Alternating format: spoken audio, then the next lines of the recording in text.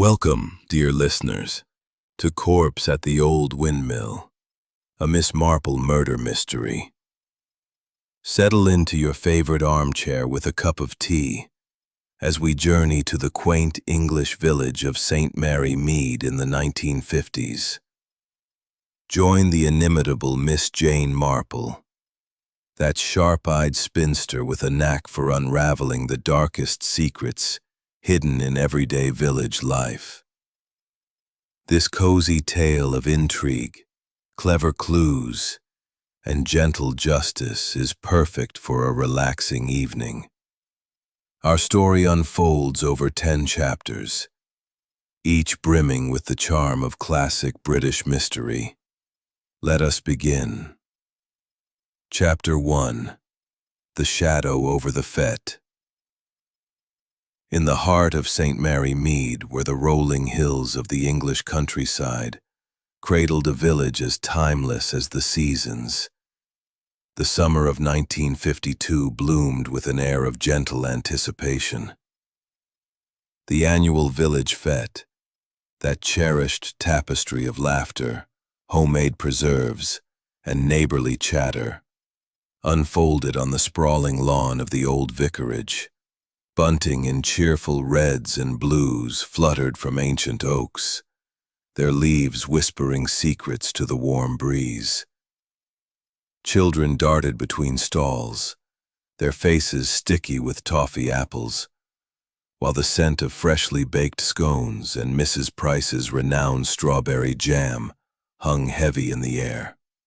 The scene was one of quintessential harmony, a postcard of rural England where time seemed to pause, if only for an afternoon. Miss Jane Marple, a slight figure with snow-white hair neatly pinned beneath a sensible hat, sat in her usual spot under the largest oak. Her blue eyes, sharp as a hawk's despite her advancing years, missed nothing. Her fingers moved rhythmically, knitting a delicate pink scarf, the needles clicking softly like the ticking of a clock. To the casual observer, she was merely an elderly spinster, content to watch the world go by. But those who knew her understood that Miss Marple's quiet demeanor cloaked a mind as incisive as a surgeon's scalpel. She noted the vicar's frayed collar, a sign of his recent distraction. His 50s, with a florid face and a temper to match, had overseen the setup, barking orders as if the mill were still his empire. Miss Marple had seen Elias that morning, striding across the vicarage lawn, his tweed jacket straining at the shoulders. He'd paused at the antique tool stall, where his business partner, Victor Langford, a slick man with a waxed mustache, was arranging a display of old sickles. Their conversation had been hushed but heated, with Elias jabbing a finger at Victor's chest. "You'll not ruin me, Langford," Miss Marple had overheard, her ears as attuned to discord as her eyes were to detail. Victor's reply was lost to the wind, but his smirk suggested confidence, perhaps arrogance. Miss Marple filed the moment away, like a stitch in her knitting, to be revisited later. As the afternoon waned, the fete reached its crescendo. The vicar, Reverend Clement, announced the raffle winners with his usual bumbling charm, while Mrs. Bantry, Miss Marple's dearest friend, presided over the jam competition, her laughter ringing out like church bells. The tea tent, managed by the formidable Mrs. Price, was a hub of activity, with villagers queuing for cups of steaming Darjeeling and slices of Victoria sponge. Miss Marple declined a second cup, her attention drawn to a curious detail. A sugar packet, identical to those in the tea tent, lay discarded near her chair, its corner torn in a peculiar, jagged pattern. She tucked it into her handbag, her instincts humming. Then came the cry that shattered the day's tranquility. It was Tommy Pierce, sprinting from the direction of the windmill, his face as pale as the flour sacks inside. "Help! There's a body!" he shouted, his voice cracking with panic. "Mr. Hawthorne, he's dead in the mill." The crowd froze, then surged toward the windmill like a flock of startled sheep. Miss Marple remained seated, her knitting paused, her mind already weaving through possibilities. Death in St. Mary Mead was rare, but not unheard of. She recalled the curious case of Mrs. Symington's overdose. Marple's eyes narrowed. Cyanide was swift, ruthless, and required opportunity. Someone had slipped it into Elias's cup during the fête's bustle. But who? And how? The tea tent had been a whirlwind of activity, with villagers coming and going, cups clinking, and sugar packets scattered like confetti. She recalled the torn packet in her handbag, its jagged edge a silent witness. As the inspector questioned bystanders, Miss Marple listened. Tommy Pierce, still shaken, recounted finding Elias while fetching a crate for the exhibit. "He was just lying there, miss, like he'd fallen asleep, only not." The boy's eyes were wide, but Miss Marple noted his hands. Clean, no trace of grain dust. He'd not lingered in the mill. Others had less to offer. Mrs. Price swore no one tampered with her tea supplies, though her voice trembled. Victor Langford, pale beneath his tan, admitted to arguing with Elias but insisted he'd left the mill before tea was served. Amelia Hawthorne, Elias's elegant widow, arrived in a black silk dress, her face a mask of grief. Or was it calculation? "He was fine this morning," she said softly, dabbing her eyes. Who could do such a thing? Miss Marple returned to her oak tree, the fête now disbanded, its cheer replaced by murmurs of shock. She resumed her knitting, the pink scarf growing steadily as her thoughts unraveled the mystery's first threads. Elias Hawthorne had enemies. That much was clear. His wealth, his temper, and his plans to sell the windmill had stirred resentment. The poison suggested premeditation. Yet the fête's chaos offered cover for an impulsive act. She considered the suspects. Amelia, with her cool demeanor, stood to inherit a fortune, though whispers of a strained marriage suggested other motives. Victor Langford's business disputes with Elias hinted at greed or desperation. Then there was Reginald Croft, the baker, who'd grumbled about unpaid bills for months.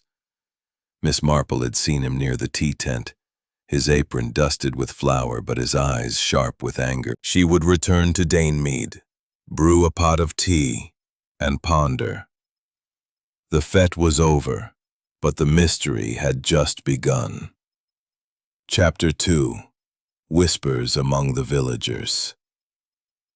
As the sun dipped below the emerald hills of St. Mary Mead, casting a golden glow over the thatched roofs and cobblestone lanes, the village fête's abrupt end left a pall over the community. The vicarage lawn, so recently alive with laughter and the clink of teacups, now stood deserted, save for a few forgotten bunting flags flapping forlornly in the evening breeze. The old windmill, its silhouette stark against the twilight, loomed as a grim sentinel, its broken sails whispering of the tragedy within. Elias Hawthorne's death, poisoned by cyanide in his tea, had sent ripples of shock through the village, and whispers of suspicion were already weaving their way through the hedgerows. Miss Jane Marple, her knitting basket tucked under her arm, made her way along the familiar path to her cottage, Mead. The air was cool now, carrying the scent of dew-kissed grass. and the faint tang of wood smoke from distant chimneys. Her sensible shoes tapped softly on the path, but her mind was far from the tranquil evening. She was piecing together the day's events, her thoughts as precise as the stitches in the pink scarf she'd been knitting under the oak tree. The torn sugar packet, safely stowed in her handbag, nagged at her. A small detail, but in her experience, small details were the threads that unraveled the most tangled mysteries. At Mead, Miss Marple lit the lamps, their warm glow softening the room's modest furnishings. A chintz-covered armchair, a polished oak table, and shelves lined with books and her collection of Wedgwood teacups. She set a kettle to boil and welcomed her neighbor, Mrs. Dolly Bantry, who bustled in with a basket of scones left over from the fete. Dolly, a plump woman with a penchant for gossip and a heart as generous as her laughter, was the perfect companion for an evening of reflection.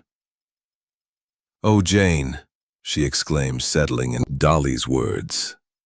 Amelia Hawthorne, suspect number 1, was a striking woman in her early 40s, with sleek dark hair and a wardrobe more suited to Mayfair than St. Mary Mead. Rumors swirled that Elias had planned to sell the Old Windmill, a move Amelia opposed, fearing it would diminish her social standing. But was there more? A whispered tale of an inheritance dispute, perhaps, or a rival for Elias's affections? Miss Marple recalled Amelia's poised demeanor at the windmill, her grief tempered by a certain calculation in her eyes. And Victor Langford, Miss Marple mused, stirring her tea. He stood to gain control of the grain business, didn't he? Elias blamed him for financial losses, you said. "Oh yes," Dolly said, nibbling a scone. Victor was furious, said Elias was dragging the firm into ruin with his stubbornness. I heard them at the fete, near the tool stall. Elias said something about not letting you ruin me, and Victor just smirked. Smirked, Jane, as if he knew something Elias didn't. Miss Marple's needles clicked softly as she resumed her knitting, her thoughts threading through the suspects. Victor Langford, with his sharp suits and sharper ambitions, had motive aplenty. Control of the business could secure his future. But poison was a subtle weapon, requiring access and opportunity. Had Victor been near the tea tent? She made a mental note to inquire. The conversation turned to other villagers. "What about Reginald Croft, the baker?" Dolly asked, her voice dropping to a conspiratorial whisper. "He's such a jolly fellow, always tossing flour about, but he was cross with Elias over unpaid bills. Said the grain Elias supplied was subpar, ruined his bread batches. I saw him near the tea tent too, looking awfully shifty." Miss Marple's lips twitched in a faint smile. Reginald, with his booming laugh and flour-dusted apron, seemed an unlikely murderer, but she knew better than to dismiss anyone. A grudge, nursed long enough, could fester into something darker. She recalled a case in her youth. A grocer, Harold Finch, Dolly added, lowering her voice as if the walls might overhear. "Renting old Mrs. Carter's cottage by the stream. Says he's a writer, but he's awfully cagey.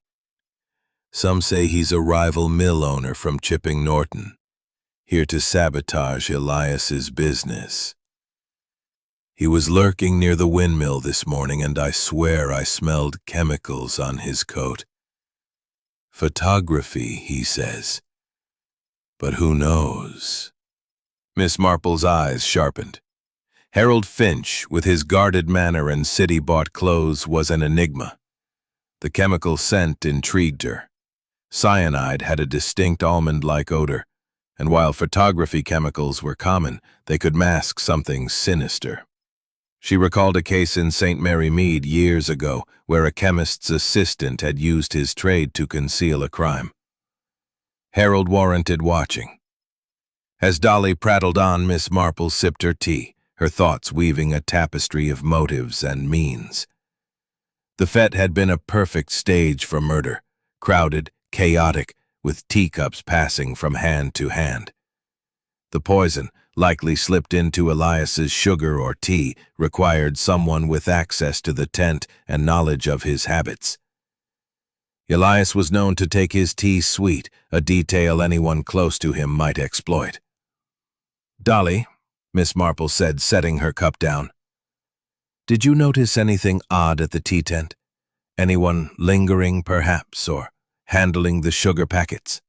Dolly frowned, tapping her chin. "Well, now you mention it.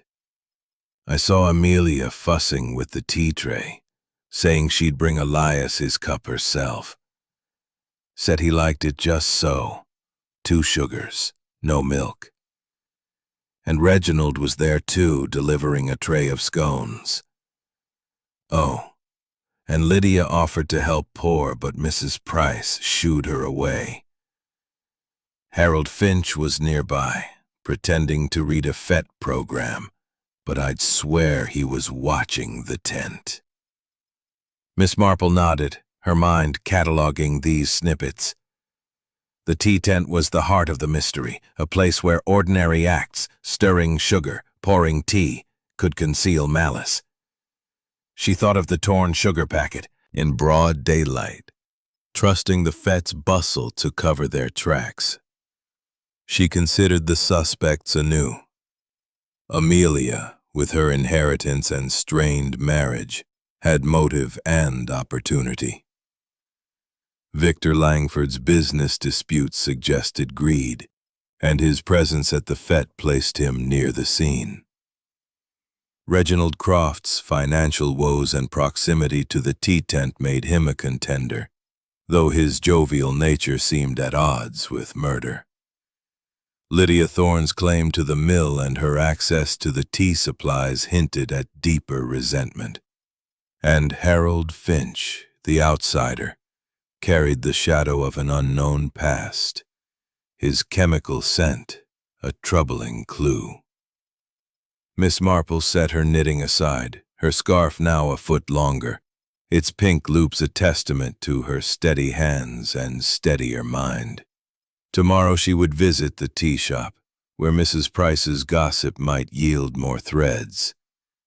She would watch, listen, and piece together the pattern. In St. Mary Mead, murder was rare, but human nature was not. Jealousy, greed, and revenge were as common as the roses in her garden. As the clock struck 9, Miss Marple rose, her movements sprightly despite her years. The Windmill murder was a puzzle, but puzzles were her specialty. She extinguished the lamps, leaving Dame Mead in darkness, save for the glow of her resolve. The village slept, but the mystery was wide awake. Chapter 3. Tea and Suspicions. The morning sun rose gently over St. Mary Mead, painting the thatched cottages and winding lanes with a soft, golden hue. Dew glistened on the roses in Miss Jane Marple's garden, and the distant chime of the church bell signaled the start of another day. Yet the village was not its usual self.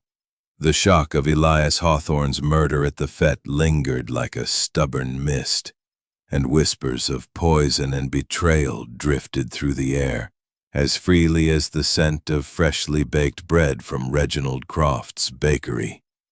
Miss Marple, ever attuned to the undercurrents of village life, knew that the answers to the Windmill mystery lay not in grand gestures, but in the small of the previous day. Mrs. Price, a stout woman with a florid complexion and a perpetually harried air, bustled behind the counter, pouring tea with practiced efficiency. "Miss Marple," she called. her voice warm but tinged with nerves.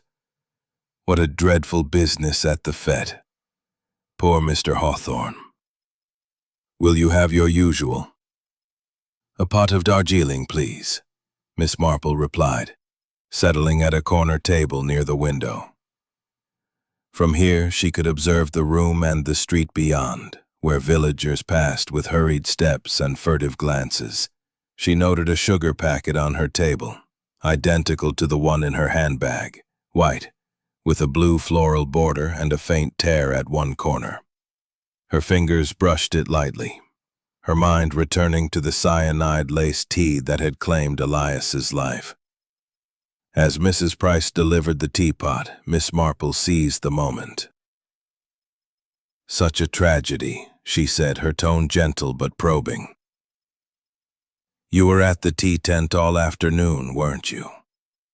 Did you notice anything odd? Someone lingering near the sugar, perhaps? Mrs. Price's hands faltered as she set down the tray, her eyes darting to the side.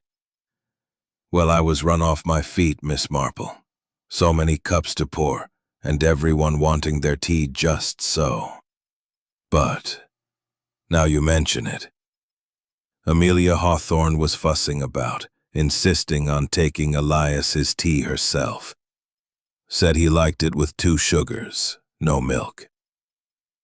I thought it sweet, her being so particular, but... She trailed off, her brow furrowing. There was nothing wrong with my supplies, I swear.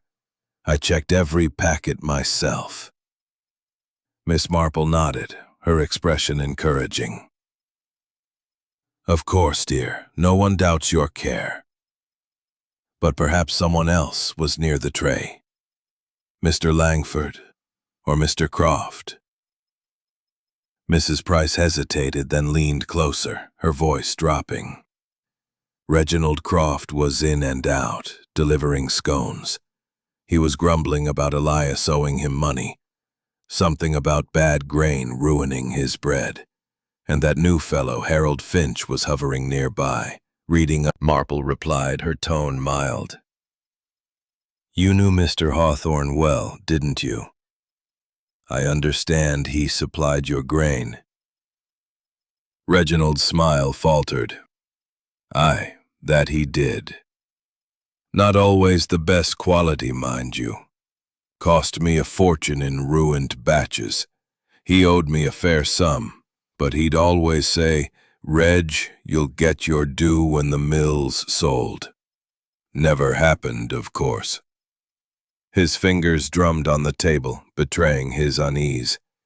Miss Marple sipped her tea, her eyes never leaving his. You were at the tea tent yesterday delivering scones. Did you see anything unusual? Anyone handling the sugar packets, perhaps? Reginald's hand paused mid-drum. Sugar packets? Can't say I noticed. I was in a rush, you see. Scones don't wait. But I did see Amelia with a tray, and Lydia Thorne offering to help. Mrs. Price sent her packing, though, and, well, that Finch fellow was nearby, looking shifty as ever. Before Miss Marple could press further, the door opened again, admitting Lydia Thorne.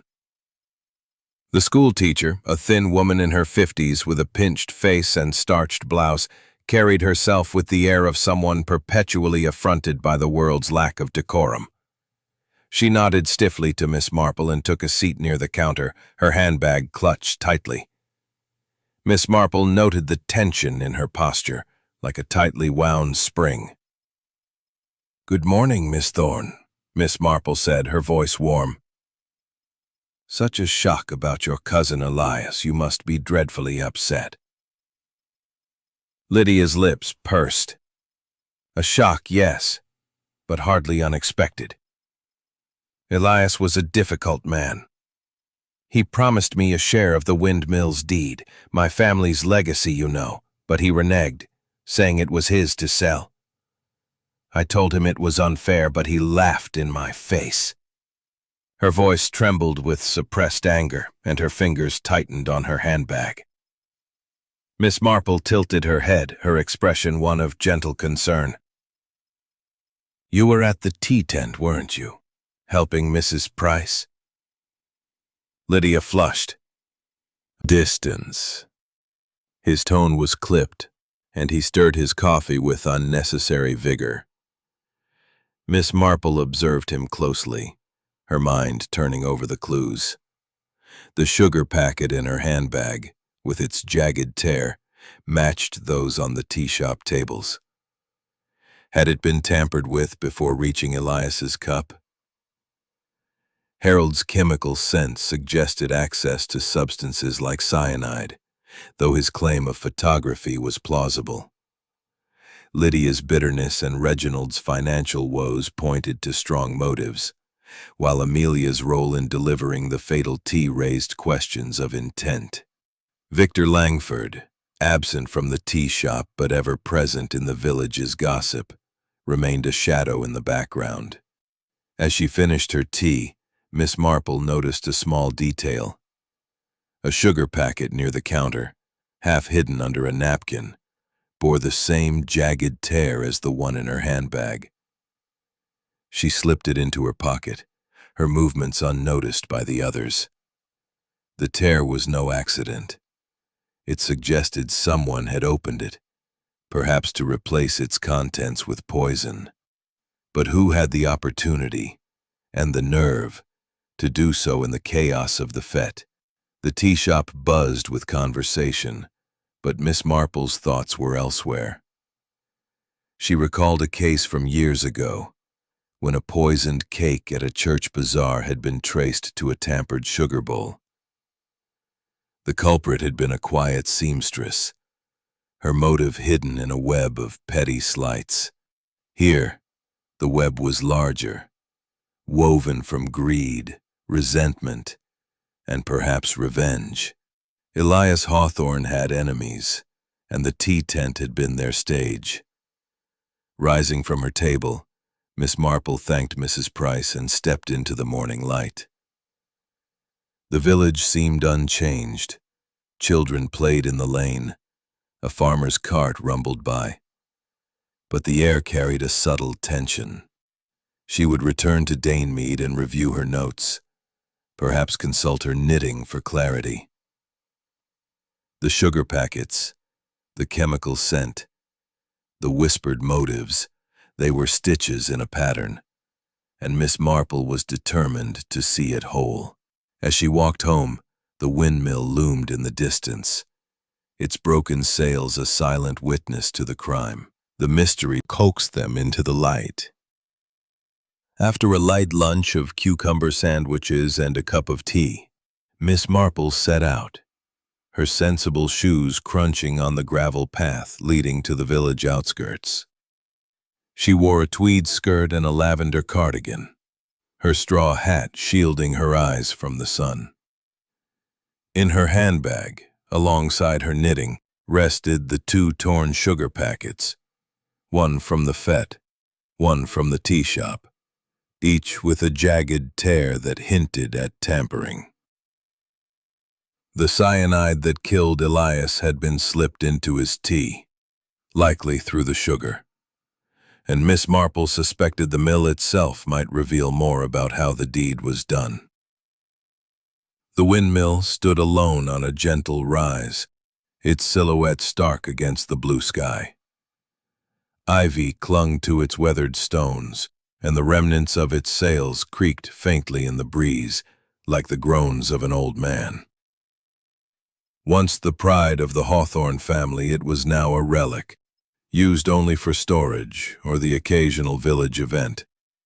The fete's historical exhibit had brought it briefly to life, but now it was cordoned off with police tape, a grim reminder of death's intrusion.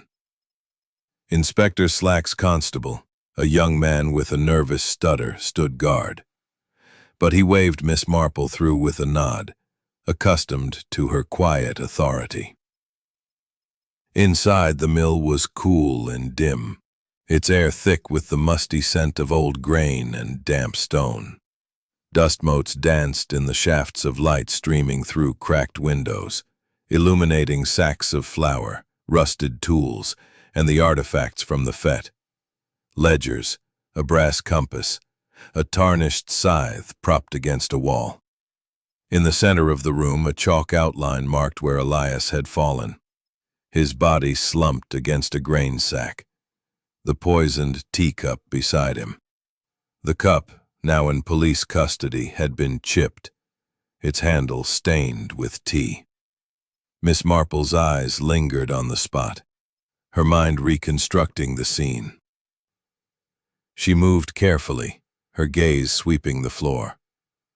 The dust was disturbed in places, suggesting recent activity. But one detail caught her attention. A single footprint, clear and distinct, as daisies in St. Mary Mead. Miss Marple straightened, her eyes scanning the room for other clues.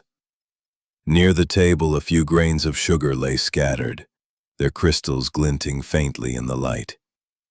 They were coarser than ordinary table sugar, almost crystalline, and she wondered if they were remnants of the cyanide used in the murder. She collected a few in a handkerchief, careful not to touch them directly, and tucked them into her handbag.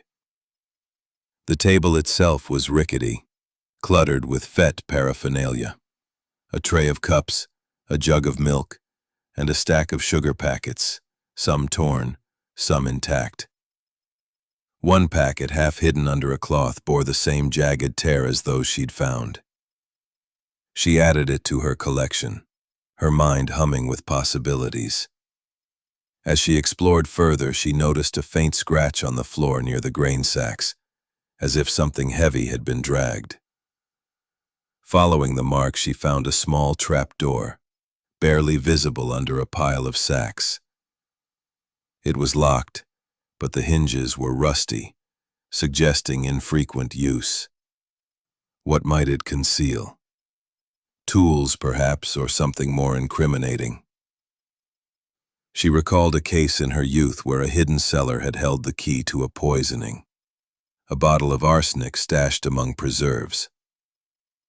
The trapdoor warranted further investigation, but she would need Inspector Slack's permission to open it. Outside, the constable was distracted by a passing farmer, giving Miss Marple a moment to linger.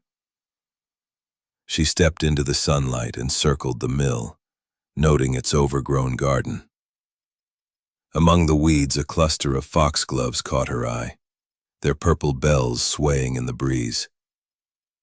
Foxgloves, she knew, contained digitalis, a poison that could mimic heart failure, though Elias's death was unmistakably cyanide. Still, the presence of toxic plants suggested the mill's surroundings were not as innocent as they seemed. She made a note to ask the vicar about the garden's upkeep. Village gossip often revealed more than police reports. Back in the village, Miss Marple visited the police station, where Inspector Slack was interrogating Victor Langford. The inspector, red-faced. Victor's admission was convenient. Perhaps too convenient.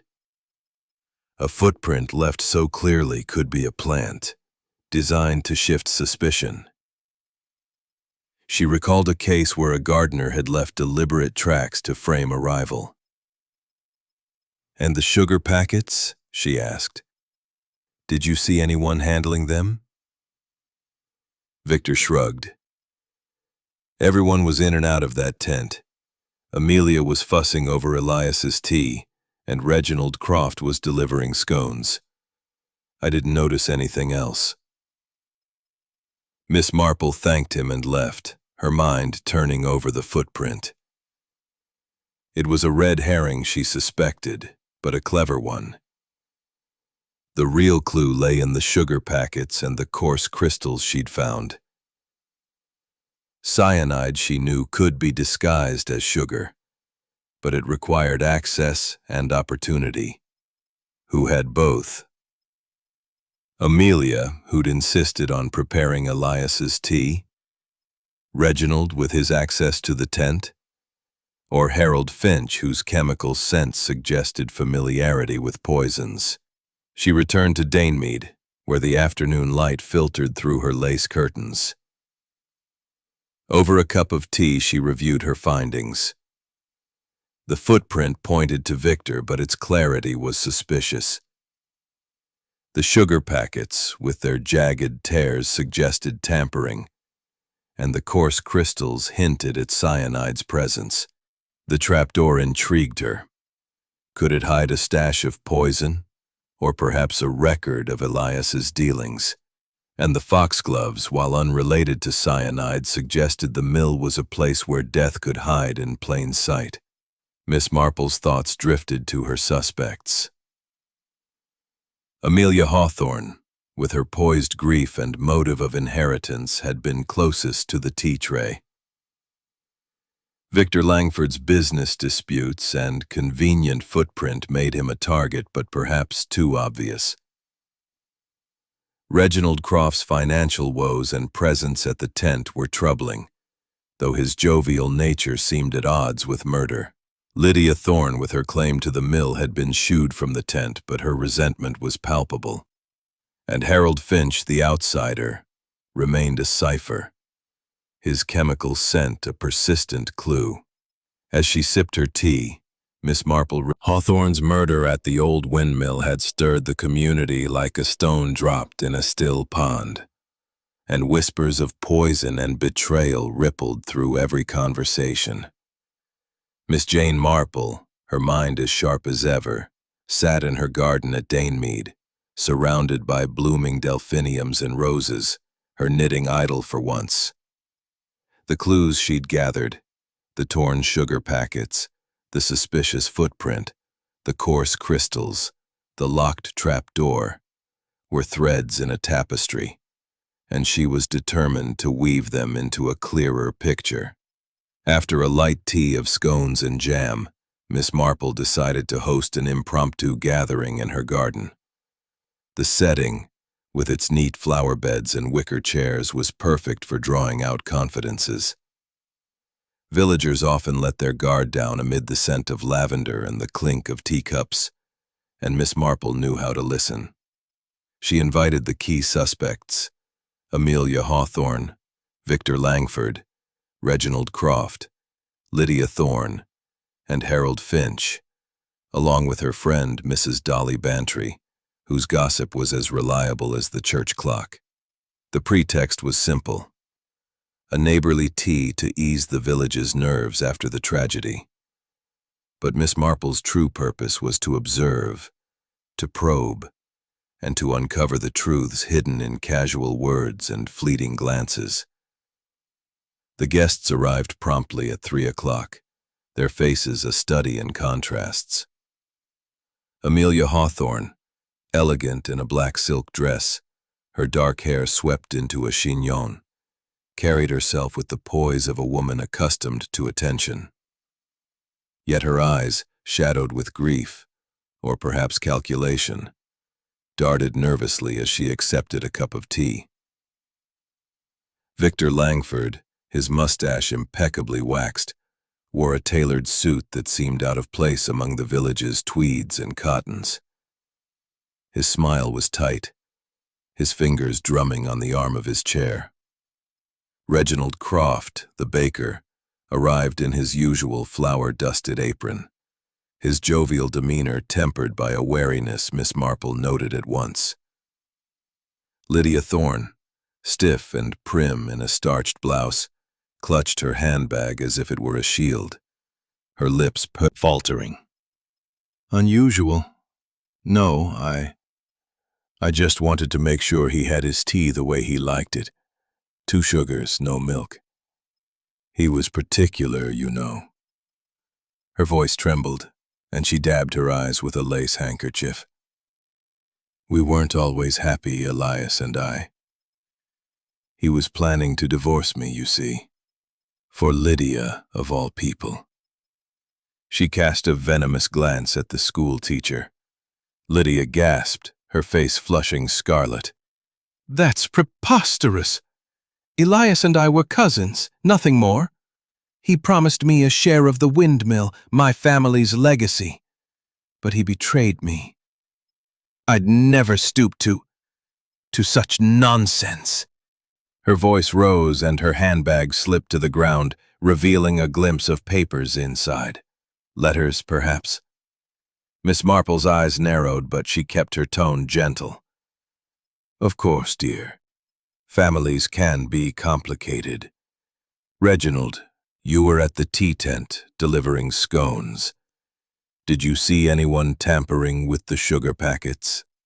Reginald's jovial mask slipped, his hands fidgeting with a scone. "Tampering? No, Miss Marple, I was too busy. Dropped off my tray and left. Though I did see Harold there, lurking by the tent, looking like he was up to no good." He shot a glance at Finch, who stiffened. Harold's voice was low, defensive. "I was reading the FET program, nothing more. Crowds make me uneasy. I didn't touch the tea or the sugar." His fingers twitched, avoiding the sugar bowl on the table, a detail Miss Marple noted with interest. Victor Langford, silent until now, leaned forward, his mustache quivering. "Let's not throw accusations about. Elias and I had our differences, business matters, you understand. But I was at the tool stall when he drank that tea. The police found my footprint in the mill, yes, but I was there earlier arguing about the mill's sale. Nothing more." Miss Marple nodded, her mind racing. The footprint, so conveniently tied to Victor, felt like a red herring, too obvious to be the whole truth. Amelia's revelation about a divorce and Lydia's involvement was new and troubling. Eyebrows, though she kept her expression neutral. Mrs. Bantry, sensing the tension, changed the subject to the Fet's jam competition, but Miss Marple's mind was elsewhere. Later, as the guests departed, she lingered with Dolly, helping to clear the table.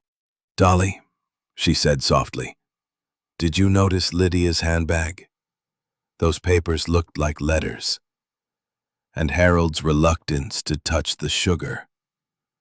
It's curious, don't you think?" Dolly's eyes widened. "Letters? Oh, Jane, you're onto something. And Harold, he's an odd one. Do you think he's the killer?" Miss Marple smiled enigmatically. "I think, Dolly, that people reveal themselves in the smallest ways. Like my delphiniums, some bloom boldly, others hide their colors until you look closely." That evening, Miss Marple visited the vicarage, where Reverend Clement was pruning his roses. The vicar, a kindly man with a tendency to ramble, was a fonct of village history. "The windmill garden," he said, pausing with his shears. "It's been neglected since Elias's father died. The parish tries to keep it tidy, but those foxgloves spread like gossip. Amelia offered to fund a gardener once, but Elias refused, said it was a waste of money." Miss Marple nodded, filing away the information. Amelia's offer suggested an interest in the mill's appearance, perhaps to mask something else.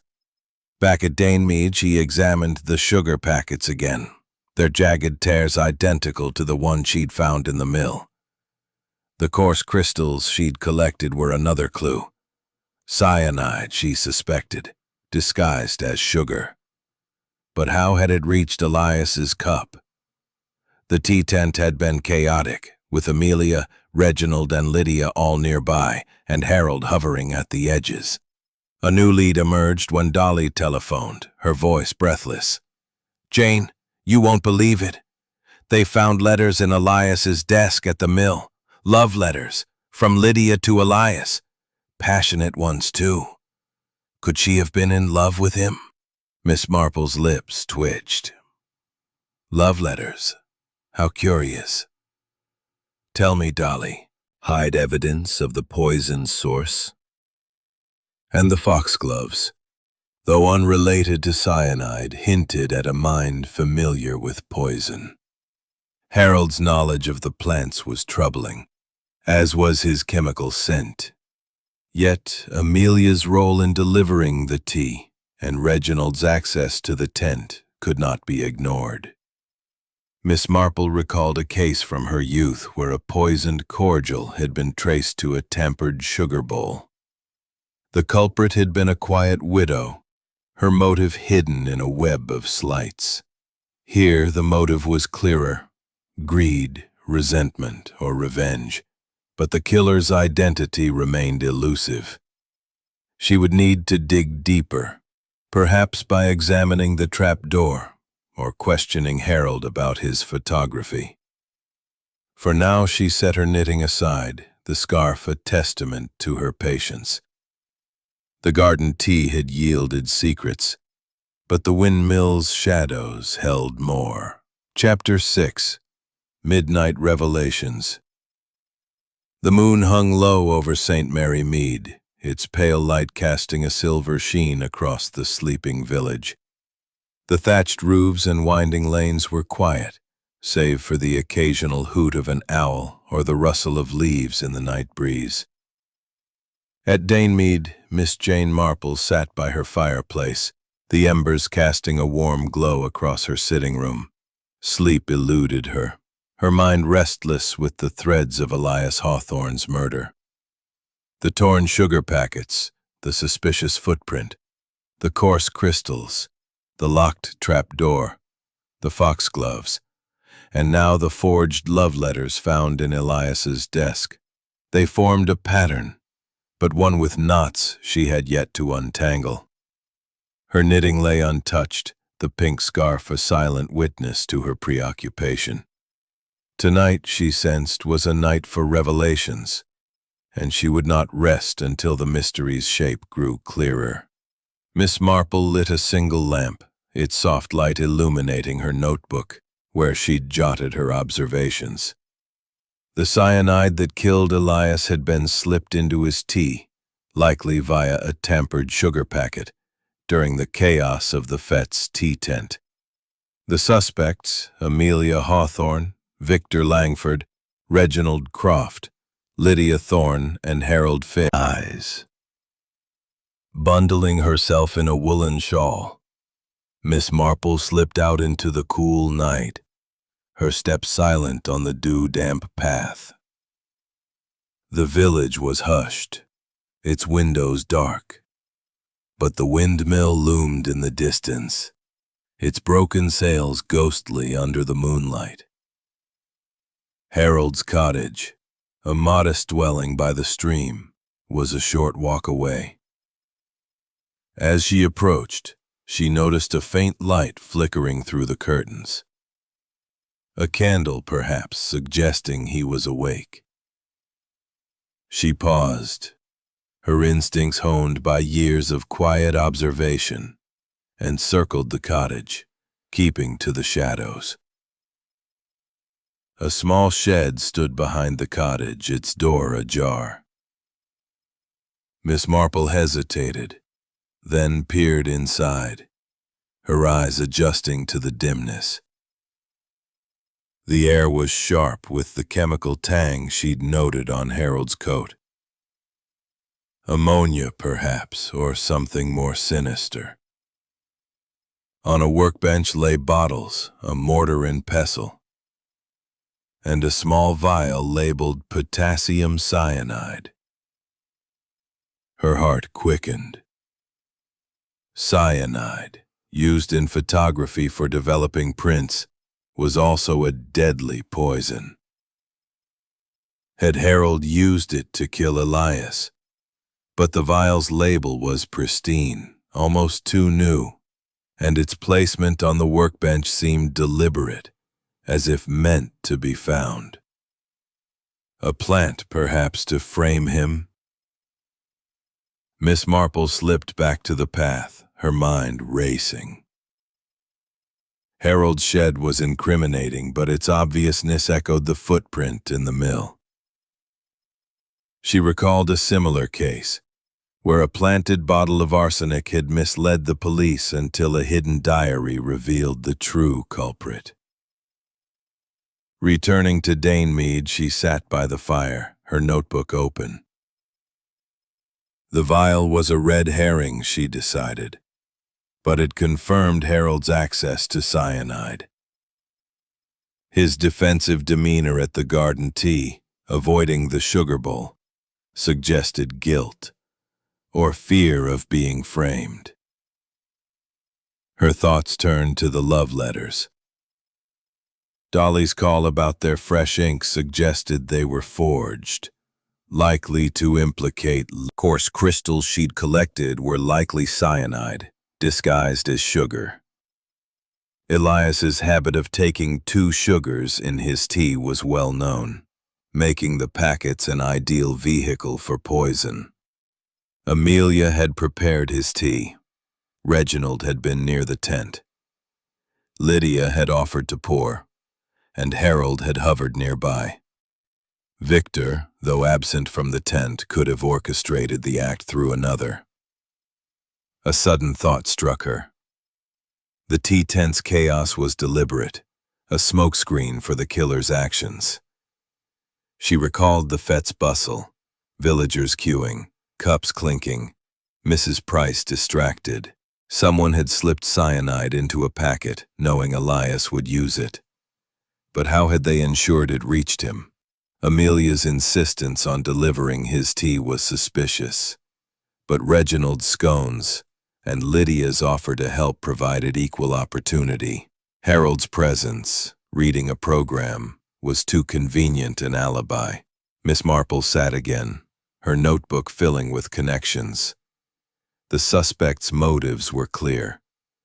Amelia's inheritance and strained marriage, Victor's business ambitions, Reginald's unpaid bills, Lydia's claim to the mill, and Harold's mysterious past, possibly tied to a rival mill. But the method, cyanide in sugar, required precision and nerve. She considered the village's history, where small grudges often festered into larger crimes. A baker's apprentice, years ago, had sabotaged a rival's flour over a petty slight. Was Reginald's joviality a mask for deeper resentment? Or was Harold, the outsider, hiding a vendetta? The fire crackled, its warmth a contrast to the chill of her thoughts. Miss Marple's mind returned to the mill's trapdoor. If it held evidence, perhaps a ledger showing Elias's debts or a hidden stash of cyanide, it could point to the killer. She made a note to visit the mill again, perhaps with Dolly as a pretext for company. The love letters, too, needed scrutiny. If forged, they were a clever misdirection. But by whom? Lydia's indignation seemed genuine, but her handbag's contents, those glimpsed papers, suggested secrets. As the fidgeting at the garden tea and Harold's avoidance of the sugar bowl, Victor's footprint, while incriminating, was too neatly explained, and Lydia's letters felt like a trap. The killer was playing a game, scattering clues to confuse. She closed her notebook, her mind weary but resolute. The midnight hour had brought clarity, if not answers. The trap door, the letters, and the sugar packets were the keys, and she would pursue them with her usual patience. Tomorrow, she would visit the tea shop again, where Mrs. Price might recall more details about the fete.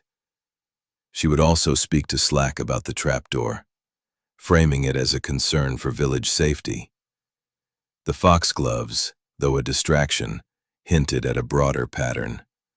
A killer comfortable with poison, whether botanical or chemical. As she extinguished the lamp, Miss Marple glanced at her knitting, the pink scarf a reminder of her methodical nature.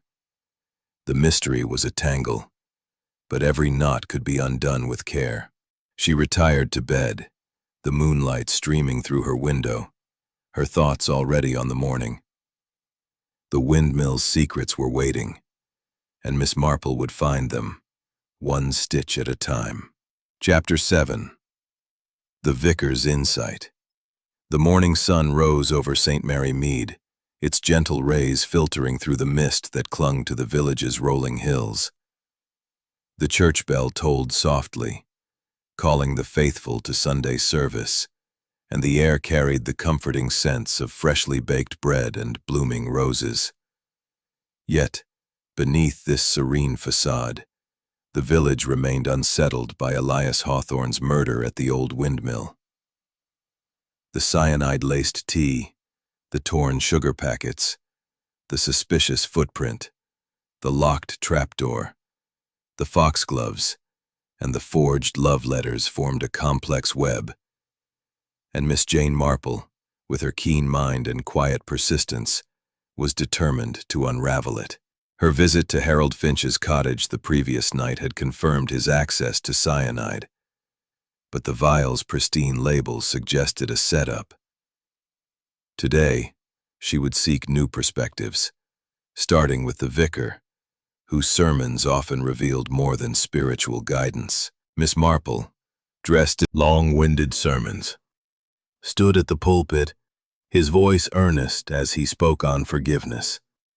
"Let us cast aside grudges," he intoned, "for they poison the soul as surely as any venom."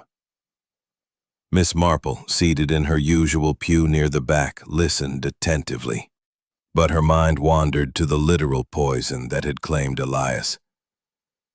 The vicar's words, though meant spiritually, echoed the case. Grudges, she knew, were often the root of murder. After the service, as villagers lingered in the churchyard to exchange pleasantries, Miss Marple approached Reverend Clement, who was adjusting his spectacles and chatting with the organist. "A fine sermon, Vicar," she said, her tone warm.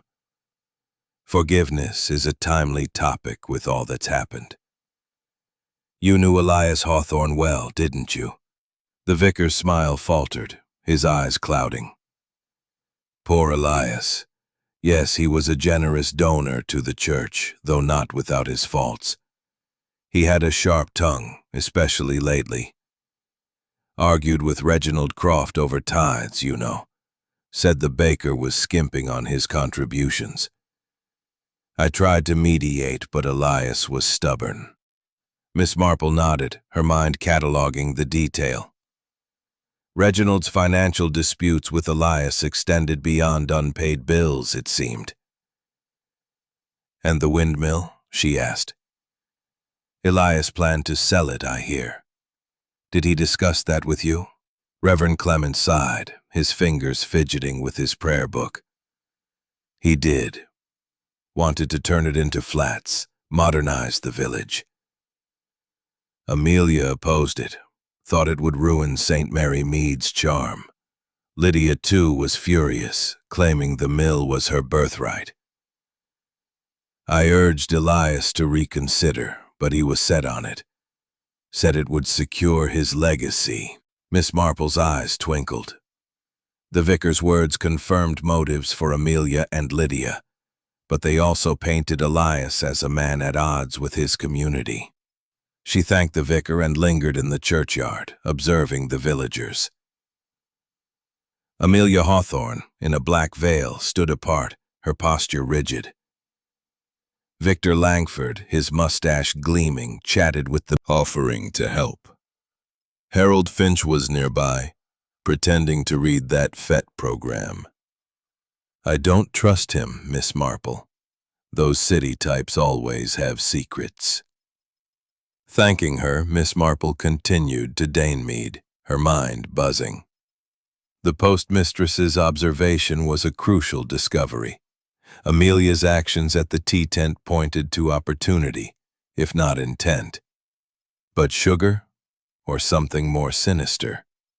The coarse crystals Miss Marple had collected from the mill suggested cyanide, and Amelia's role in delivering Elias's tea made her a prime suspect.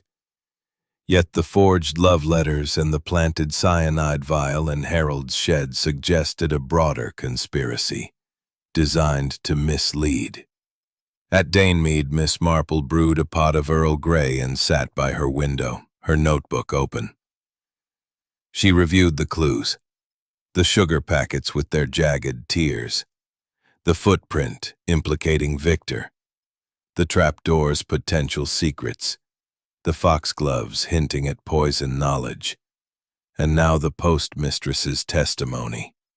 The love letters with their fresh ink were a deliberate distraction, likely planted to frame Lydia. But by whom? Amelia to deflect suspicion? Victor to protect his business interests? Or Harold, whose chemical scent and evasive demeanor kept him at the forefront of her suspicions? Miss Marple's thoughts turned to the trapdoor in the mill. Its rusty hinges suggested it was rarely opened, but what did it conceal? A ledger of Elias's debts, perhaps, or a stash of cyanide.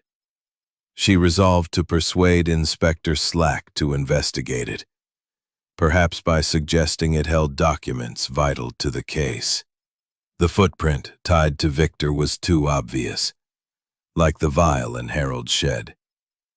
The killer was clever, scattering red herrings to confuse the trail. She recalled a case from her youth where a poisoned cordial had been traced to a tampered sugar bowl.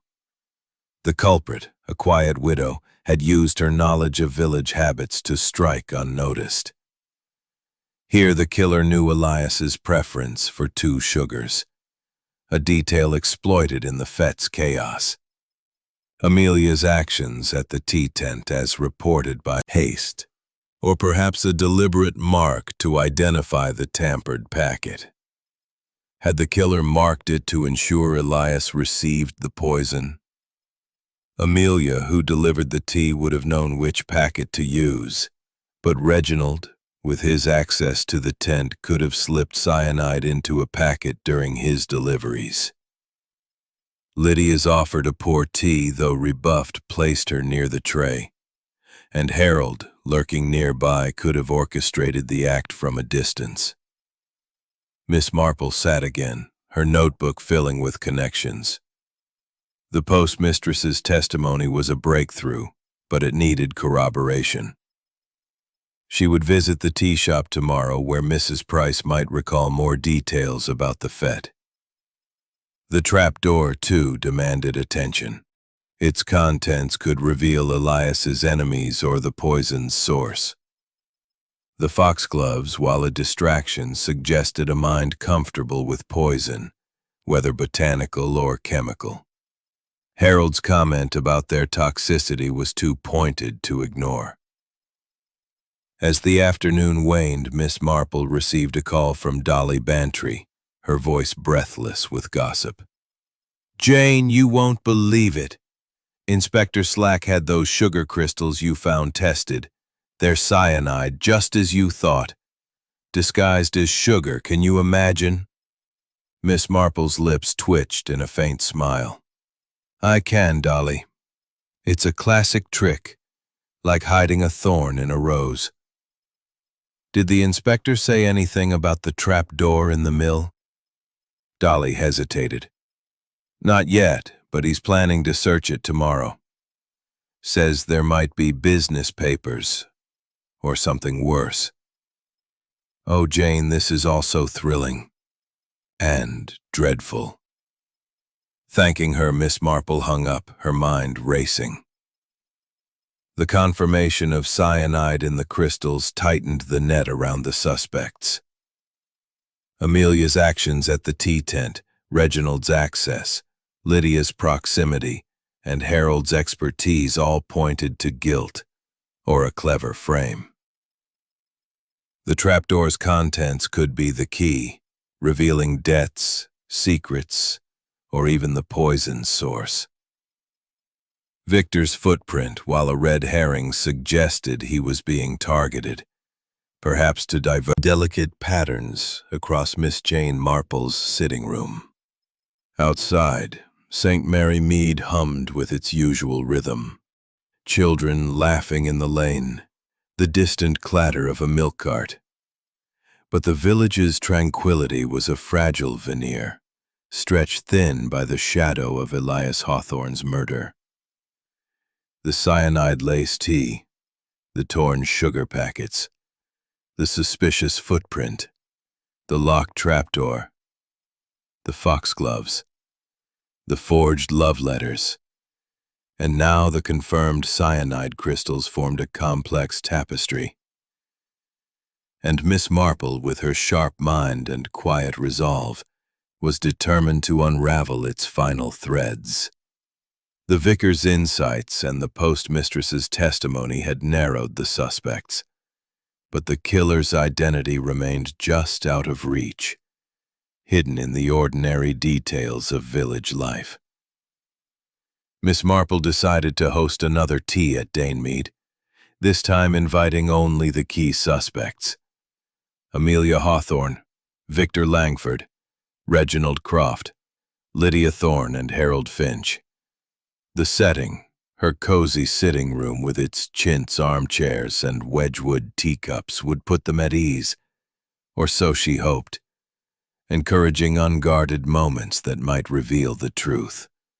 She prepared carefully, setting out a tray of scones, a pot of Darjeeling, and a sugar bowl filled with ordinary granules, though she watched it closely. Her knitting basket sat nearby, the pink scarf a silent witness to her methodical mind. The guests arrived promptly at 4 o'clock, their faces betraying a mix of curiosity and unease. Amelia, still in mourning black, her dark hair sleek under a veiled hat, accepted a teacup with a trembling hand, her eyes darting to the sugar bowl. Victor Langford, his mustache freshly waxed, sat stiffly, his tailored suit a contrast to the room's homely charm. Reginald Croft, his baker's hands restless, forced a smile that didn't reach his eyes. Lydia Thorne, prim in a starched blouse, clutched her handbag as if it held her dignity, her lips pursed in disapproval. Harold Finch, last to arrive, lingered near the door, his dark coat discussing profits. "Someone's trying to frame me." He glared at Lydia. "Those letters of yours didn't help." Lydia's face flushed scarlet. "Those letters are nonsense. I never wrote them. Someone forged them to make me look guilty. Elias promised me a share of the windmill, my family's legacy, but he betrayed me. I'd never stoop to murder." Her voice rose, and her handbag slipped, revealing a glimpse of papers. More letters, perhaps? Reginald shifted uncomfortably, his flour-dusted hands fidgeting. "No one's saying you did, Lydia, but it's odd, isn't it? All of us were near the tea tent. I was delivering scones, minding my own business. Elias owed me money for bad grain, but I wouldn't kill over it." He glanced at Harold, his tone accusing.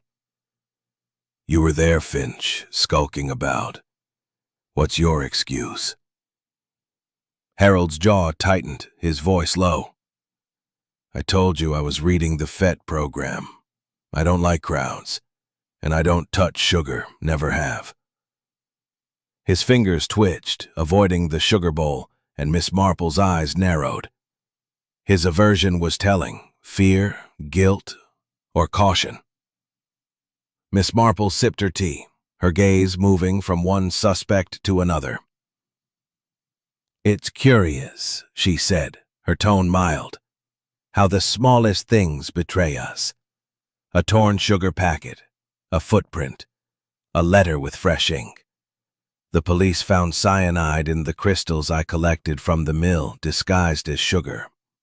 Someone knew Elias's habits: 2 sugars, no milk, and used them against him." The room fell silent, the air thick with tension. Amelia's hand shook, spilling tea. Victor's mustache twitched. Reginald's fingers stilled. Lydia's lips tightened, and Harold's eyes darted to the door. Miss Marple continued, her voice steady. "The trapdoor in the mill intrigues me. Inspector Slack plans to open it tomorrow. I wonder what it hides. Papers, perhaps, or something more incriminating." Victor cleared his throat. Papers likely. Elias kept ledgers there, business records. Nothing sinister. His tone was too quick, Miss. Be genuine, suggested a frame, but his knowledge of foxgloves and cyanide kept him in the frame. As the tea ended, Miss Marple collected the cups, her eyes catching a curious detail. A receipt tucked into Elias's wallet, found among his effects and shared by Dolly Bantry's gossip. It was for chemical supplies, dated a week before the fete, and the handwriting matched Harold's precise script, not Reginald's scrawl as she'd first thought. Had Harold purchased cyanide, or was this another plant? She tucked the receipt into her notebook, her mind racing. Later, alone with Dolly, Miss Marple shared her thoughts. Dolly, that receipt is troubling. Harold's handwriting, but it feels too convenient. Like the vial in his shed. And Amelia's tears. Too practiced, don't you think? Dolly's eyes widened. You're right, Jane. And Lydia's letters. Forged, you said? Someone's playing a clever game. But who? Miss Marple smiled faintly. Someone who knows the village's rhythms, Dolly. Like my knitting. Pull one thread, and the pattern shifts. The trapdoor may hold the key, or the receipt may point to the truth. That evening, Miss Marple visited the police station, where Inspector Slack was reviewing reports. Miss Marple, he grumbled, I've got enough on my plate without your meddling. The trapdoor's being opened tomorrow. Likely just old ledgers, but we'll see. Quite right, Inspector, she said, her tone deferential. But I found a receipt for chemical supplies in Elias's wallet. Harold Finch's handwriting, I believe.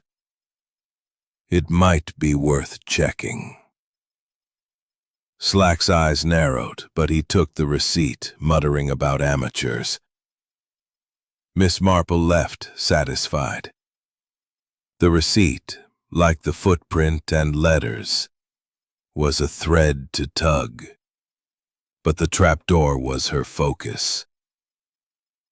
It could hold evidence, debts, a deed, whose expertise made him a perfect scapegoat.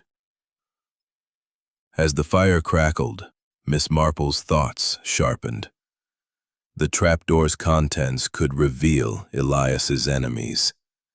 Debts to Reginald, a deed for Lydia, or secrets implicating Victor or Amelia. Harold's chemical knowledge was troubling, but the receipt and vial felt staged. The killer was close, hiding in plain sight. Their moves as calculated as her knitting stitches. She set her needles aside, the scarf a testament to her patience. Tomorrow the trapdoor would be opened, and she would be there, watching Slack's blundering with her quiet insight. The receipt, the crystals, and the letters were threads pulling tighter, and Miss Marple sensed the pattern was nearly complete. The windmill's secrets were unraveling, and the truth was within reach. Chapter 9. The Confrontation. The evening sky over St. Mary Mead was a canvas of deep indigo, streaked with the last traces of a fiery sunset. The village, nestled in its quiet valley, seemed to hold its breath, as if sensing the weight of the moment. The Old Windmill, its broken sails stark against the twilight, stood as a silent witness to the tragedy that had shaken the community. Elias Hawthorne's murder, poisoned by cyanide in his tea at the village fete, had woven a web of suspicion, and Miss Jane Marple, with her keen eyes and sharper mind, was ready to unravel its final threads. The torn sugar packets, the suspicious footprint, the locked trapdoor, the foxgloves, the forged love letters, the coarse cyanide crystals, and the chemical receipt had led her to this moment. Tonight, in the windmill's dusty interior, she would confront the suspects and reveal the truth. Miss Marple had arranged the gathering with Inspector Slack's reluctant approval, framing it as a chance to clarify details before the trapdoor's contents were examined. The inspector, gruff as ever, stood by the mill's entrance, his constable at his side, while the suspects, Amelia Hawthorne, Victor Langford, Reginald Croft, Lydia Thorne, pale. Victor, his mustache rigid, crossed his arms, his gaze defiant. Reginald, his baker's hands fidgeting, forced a nervous smile. Lydia, prim and tense, gripped her hymn book as if for protection. Harold, his dark coat absorbing the lantern light, stood at the edge, his expression guarded. Inspector Slack cleared his throat, impatient. Miss Marple, let's make this quick. We've got the trapdoor to open tomorrow. If you've got something to say, say it. Miss Marple nodded, her tone calm. Patience, Inspector. The truth is like my knitting. Pull the right thread and the pattern emerges. Let's start with the clues. The sugar packets, torn in a jagged pattern, held cyanide disguised as sugar. The footprint in the mill pointed to Victor, but it was too clear. A deliberate misdirection. The love letters, supposedly from Lydia, were forged, their ink too fresh for old passion. The cyanide vial in Harold's shed was planted, its label too pristine. And the receipt for chemical supplies in Harold's handwriting was another attempt to frame him. Victor's voice was sharp. Frame me. I told you I argued with Elias about the mill's sale, but I left before the tea was served. That footprint proves nothing. Lydia's voice trembled with indignation. And those letters, I never wrote them. Someone wanted to make me look guilty, to steal my share of the windmill. Amelia's eyes filled with tears. I loved Elias despite our troubles. I brought him his tea, yes, but I didn't poison it. I'd never do such a thing. Reginald's laugh was strained. This is madness. I was just delivering scones. Elias owed me money, but I wouldn't kill for it. Harold remained silent, his fingers twitching, his eyes fixed on the floor. Miss Marple noted his silence, her mind piecing together the final threads. The trapdoor, she continued, may hold ledgers or secrets, but the real clue is the sugar. The postmistress saw Amelia slip something into a teacup. Sugar, she said, but needed cyanide, access to the tea tent, and knowledge of Elias's habits. Amelia, you delivered his tea. A perfect opportunity. Victor, your footprint suggests you were in the mill, but perhaps to distract us. Reginald, your presence at the tent and your debts gave you reason. Lydia, the forged letters point to a frame, but your resentment was real. And Harold, your chemical scent and knowledge of poisons make you a suspect, yet the vial and receipt feel staged. The suspects froze, their eyes locked on her. Inspector Slack, though skeptical, leaned forward, intrigued. Miss Marple's gaze settled on Harold. Mr. Finch, your avoidance of sugar at my tea was telling. Not caution, but fear. Fear of being poisoned yourself, perhaps because you knew the method. The cyanide in your shed was planted, yes, but your knowledge of foxgloves and chemicals betrays you. Elias ruined your family's mill years ago, didn't he? A rival business in Chipping Norton, bankrupted by his dealings. You came to St. Mary Mead for revenge. Harold's face paled, his hands trembling. That's nonsense. I'm a photographer, not a murderer. The vial was planted. You said so yourself. Miss Marple's eyes softened, but her voice was firm. Indeed it was. But the receipt wasn't. Your handwriting, Mr. Finch, on a purchase of cyanide, dated before the fete. You knew Elias's habits from village gossip, 2 sugars, no milk. You slipped cyanide into a packet, marked with a jagged tear to ensure Amelia used it. The footprint was Victor's, left during your argument, but you used it to mislead. The letters, forged in Lydia's name, were your work too. To sow discord. Harold's composure cracked, his voice rising. You've no proof. Anyone could have done it. Amelia, Reginald, anyone. Miss Marple shook her head. The chemical scent on your coat, Mr. Finch, isn't just ammonia. It's cyanide. Faint, but like my village. Full of secrets. But they always show themselves in time. As the constable led Harold away, the suspects dispersed, their faces a mix of relief and shock. Miss Marple lingered in the mill, her eyes on the trapdoor. Tomorrow it would confirm Harold's motive. But the sugar packets, the receipt, and his chemical scent had been enough. The windmill, once a symbol of prosperity, was now a place of closure, its shadows dispelled by the light of truth. She stepped into the night, the stars bright above St. Mary Mead. The village would heal, its rhythms restored. But Miss Marple knew that human nature, like her knitting, was never without its knots. For now the mystery was solved, and she could return to her scarf, its pink loops a testament to her quiet triumph. Chapter 10. The Pattern Complete. The dawn broke gently over St. Mary Mead, painting the village in hues of soft pink and gold.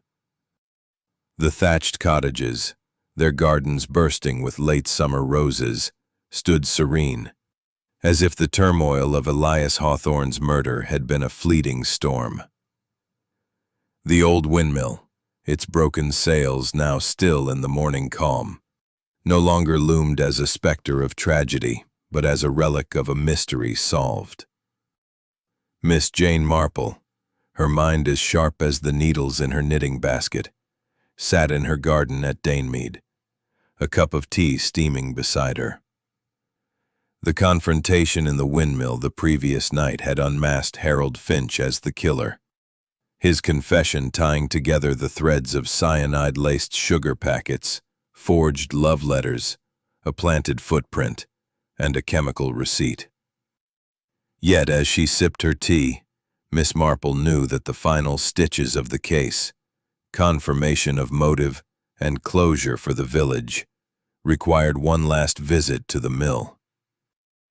The air was crisp, carrying the scent of dew and lavender, as Miss Marple donned her tweed coat and a neat straw hat. Her knitting basket remained behind, but her handbag held her notebook, where she'd recorded the case's clues. The jaggedly torn sugar packets, the Miss Marple. You again, he muttered, though his tone held a grudging respect. Let's see what this trapdoor hides. The constable descended, emerging with a dusty wooden box. Inside were ledgers, their pages yellowed but legible, and a bundle of letters tied with string. Slack flipped through the ledgers, his brow furrowing. "Business records," he said. "Debts, contracts, and— Look here, a loan agreement with a mill in Chipping Norton, defaulted years ago. Signed by a William Finch, Harold's father, I'd wager." Miss Marple nodded, her eyes bright. "Indeed, Inspector. Harold's motive was revenge. Elias bankrupted his family's mill, leaving them destitute. These ledgers confirm it." She turned to the letters, her fingers gentle as she untied the string.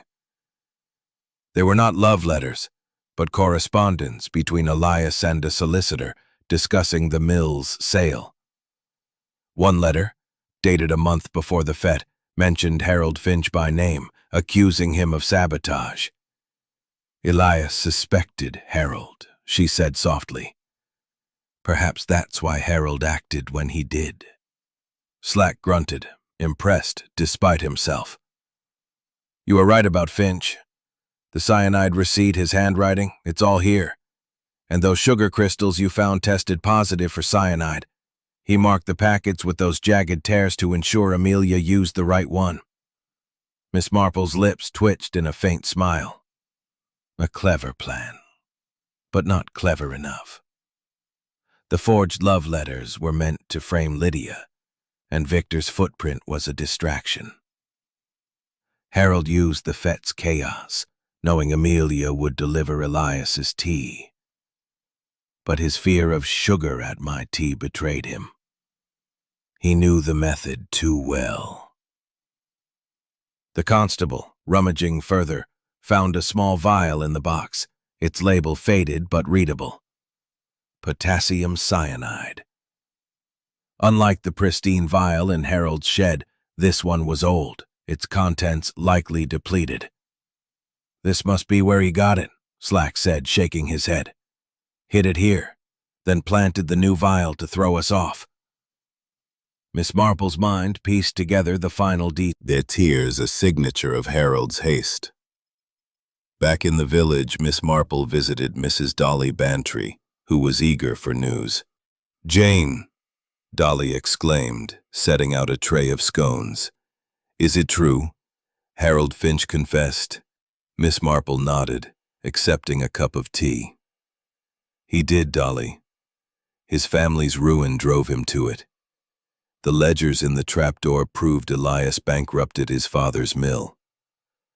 Harold used cyanide, disguised as sugar, and framed others to cover his tracks." Dolly's eyes widened. "And Amelia?" "She delivered the tea." "Unknowingly," Miss Marple said. "Harold marked the packet to ensure she used it. Victor's footprint, Lydia's letters, all distractions. Harold's mistake was his fear of sugar at my tea. It showed he knew the poison's method." Dolly shook her head, marveling. "You're a wonder, Jane. How do you see these things?" Miss Marple smiled, her eyes twinkling. "I watch, Dolly. People are like my garden, full of secrets, but they bloom in time.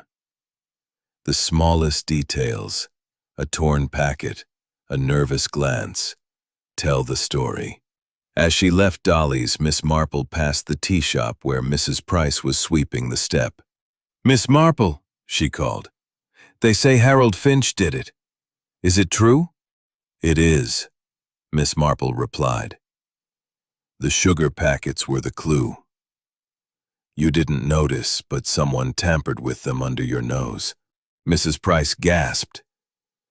"Under my nose? I'll never look at sugar the same way."